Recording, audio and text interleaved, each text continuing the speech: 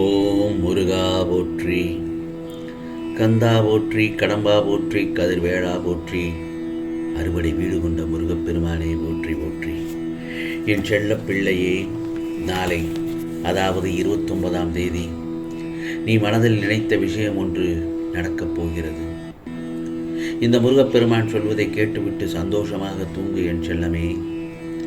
நீ என்னை நம்பித்தானே இந்த பதிவை பார்த்து கேட்க வந்தாய். என்னை நம்பி வந்த உன்னை ஒருபோதும் இந்த முருகப்பெருமான் கைவிட மாட்டேன். கலங்காதே, உன் கண்ணீரை துடைத்துக்கொள். மற்றவர்கள் உன்னை எதை புகுத்தினாலும் கவலைப்படாதே உன் மனதில். ஏனென்றால் உன்னுடன் இருப்பது இந்த முருகப்பெருமான். என்னை மீறி யாரும் உன் வாழ்க்கையை தீர்மானிக்க முடியாது என்பதை மட்டும் உன் மனதில் ஆழமாக பதித்து வை. ஏனென்றால் நீ யாருக்கும் எந்த கெடுதலும் பண்ணவில்லை. அதே சமயத்தில் நடக்காததையே நினைத்து புலம்பாதே. மற்றவர்களும் உன்னை புரிந்து கொள்ள வேண்டிய நேரம் வரும். நடந்ததை நினைத்து நினைத்து நீ வருத்தப்படுகிறாய். தப்பு உன்மேல் இல்லையே, கண்டிப்பாக ஒரு நாள் உன்னை புரிந்து கொள்வார்கள். இந்த முருகப்பெருமான் ஒன்று சொல்லட்டுமா? உனக்கானது எது கிடைக்க வேண்டும் என்று இருக்கிறதோ அது நடக்க வேண்டிய நேரத்தில், நடக்கக்கூடிய காலத்தில் சரியாக உனக்கு நடக்கும். சரிதானே? அதே மாதிரி உனக்கு எது கிடைக்க வேண்டியது நேரத்தில் கண்டிப்பாக உனக்கானது உன் கையில் வந்து சேர்த்து விடுவேன். கண்ணீரை துடைத்துக்கொள். அழ வேண்டாம், கவலைப்பட வேண்டாம். நீ நல்லதுதான் பண்ணினாய். நீ எல்லோருக்கும் நல்லதுதான் பண்ணினாய். ஆனால் நீ நல்லது பண்ணும்போது நல்லது மட்டும்தான் நடக்கும் உனக்கு. கவலைப்படாமல் எழுந்திரு. முகத்தை கழுவி விட்டு என் நாமத்தை சொல்லு. முருகா முருகா என்று என் நாமத்தை சொல்லி என்னை மனதார கும்பிடு. நீ நல்ல பெயருடன் நிம்மதியான மகிழ்ச்சியான வாழ்க்கை வாழப்போகிறாய். இந்த முருகப்பெருமான் சொல்வது சரிதானே? கண்டிப்பாக வாழ்வாய் என் செல்லமே. இந்த நாள் உனக்கான நாளாகத்தான் வந்து அமைந்தது. நாளையும் அதேபோல்தான் உனக்கான நாட்களாகத்தான் அமையப் போகிறது. கவலைப்படாமல் நாளைய பொழுது உனக்கு நல்ல பொழுதாக விடியும். இனி நடக்கப் போவதை மட்டும் பார். அழகிய நாட்களாகத்தான் உனக்கு அமையும். அழகிய நாட்களாகத்தான் விடியும். ஆம் செல்லமே, உன் கஷ்டங்கள் எல்லாம் தீர்ந்து போராட்டங்கள் பிரச்சனைகளுக்கெல்லாம் முடிவு வரப்போகிறது. நான் சொல்வதை ஆணித்தரமாக உன் நம்பிக்கையுடன் நான் இந்த முருகப்பெருமான் உனக்கு அருள்வாளிக்கிறேன். நிச்சயம் உனக்கானது நடக்கும். பொன்னையும் பொருளையும் வாரி வாரி வழங்கப் போகிறேன். சிறிது நேரம் உன் கண்களை மூடிக்கொண்டு மனதை அமைதியாக்கு. ஓம் முருகா சரணம், ஓம் முருகா சரணம்.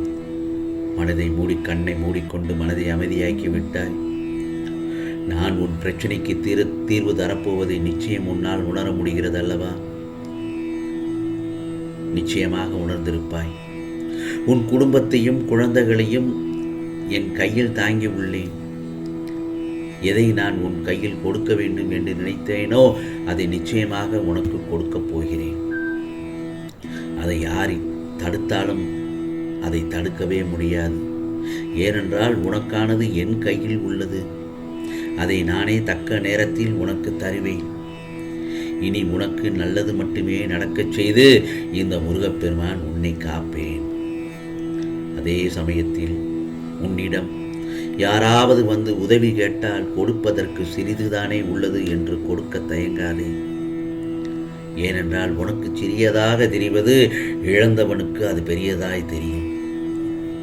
ஆகவே உன்னால் முயன்ற அளவுக்கு அவர்களுக்கு உதவி செய், தானம் செய், தர்மம் செய். அது உனக்கு இரட்டிப்பான பலனை கொடுக்கும். அதே சமயத்தில் என் செல்ல பிள்ளைக்கு உனக்குள் பல திறமைகள் இருக்கிறது.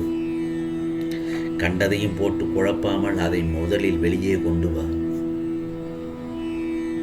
இந்த உலகில் யாரும் எதையும் தெரிந்து கொண்டு வருவதில்லை. புரிகிறதா? எல்லோரும் தெரிந்து வந்தார்கள் என்று யாருக்குமே இல்லை.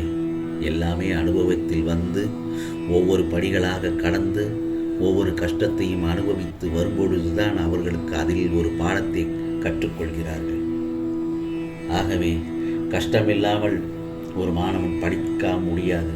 கஷ்டப்பட்டு படித்தால்தான் அந்த மாணவனுக்கு நல்லதொரு மதிப்பெண்ணும் கிடைக்கும். அதேபோல்தான் ஒவ்வொரு மனிதனும் கஷ்டப்பட்டு உழைத்தால்தான் அவருக்கு அதற்கு உண்டான பலனும் நிச்சயமாக கிடைக்கும். இது நான் சொல்வது உலகம் அறிந்த செயல்தான். இதை இப்பொழுது எதற்காக சொல்கிறேன் என்று மட்டும் நீ கேட்க வேண்டாம். சற்று உனக்கு ஞாபகப்படுத்துகிறேன். ஆகவே உன்னிடம் உள்ள திறமைகளை கொண்டு வருவதில்லை, திறமைகளைத்தான் கொண்டு வா. அதே நேரத்தில் நான் இன்னொன்று சொல்கிறேன், தோற்றுப்போ, தவறில்லை. தோற்றாலும் எத்தனை முறை தோற்றாலும் இனி நீ வீழ்ந்து விட மாட்டாய்.